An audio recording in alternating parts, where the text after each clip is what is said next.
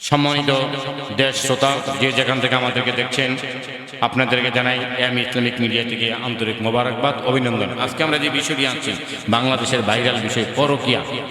স্বামী পরকীয়া করে অনেক নারীর সাথে, অনেক নারী পরকীয়া করে অন্য স্বামীর সাথে, অন্য পুরুষের সাথে।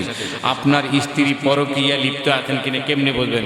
যেই স্ত্রীর মধ্যে 5টি বিষয় পাবেন তাহলে বুঝবেন ওই স্ত্রী পরকীয়া লিপ্ত আছে। ঠিক যেই স্বামীর মধ্যে 5টি বিষয় পাবেন আপনি বুঝবেন সে পরকীয়া লিপ্ত আছে। নাম্বার 1, সব সময় ফোনে ব্যস্ত থাকা। এটা পরকীয়া থাকার অন্যতম আলামত। এই যুগে যে সমস্ত মহিলায় সবসময় ফোনে ব্যস্ত থাকে, এসে দেখেন ফোন দিয়ে দেখেন ফোনে ব্যস্ত, এঙ্গেজ, সব সময় ফোনে ব্যস্ত থাকা, এটা পরকীয়ার একটা আলামত। দ্বিতীয় নম্বর হইল কারণ ছাড়াই বাসার বাইরে বের হওয়া, ঘরের বের হওয়া কারণ ছাড়া। যদি আপনার বিবি কারণে অকারণে ঘর থেকে বারবার বের হয়, বাসা থেকে বের হয়, বুঝবেন পরকীয়ার আলামতের মধ্যে দ্বিতীয় নম্বর আলামত পরকীয়ার। বাসা থেকে কারণে অকারণে ঘন ঘন বের হওয়া।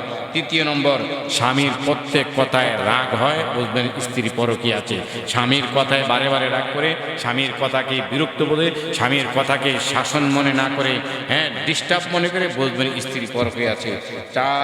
4 নম্বরে স্বামীর উপরে কারণ ছাড়ি বিরক্তিবোধ করে। 5 নম্বরে সংসারে কোনো কাজে মন দেয় না, তো বুঝবেন স্ত্রী পরকীয়া আছে।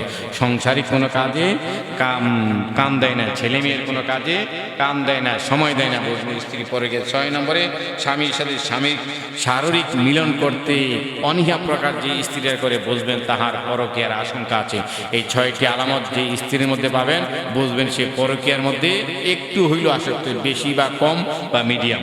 ঠিক এই 6টি কারণ যদি স্বামীর মধ্যে পান, বুঝবেন স্বামী পরকীয়ায় লিপ্ত আছে। আল্লাহ রাব্বুল আলামিন বাংলাদেশের সব স্বামীদেরকে, পুরুষদেরকে, সব মহিলাদেরকে, পরকীয়া যাওয়া একটা মারাত্মক ব্যাধি, পরকীয়া একটা মরণ ব্যাধি, পরকীয়া একটা মারাত্মক ক্যান্সার ব্যাধির চেয়ে আর মারাত্মক। আল্লাহ রাব্বুল আলামিন পরকীয়ার ব্যাধি থেকে আমাদের সকলকে হেফাজত করুক, আমিন।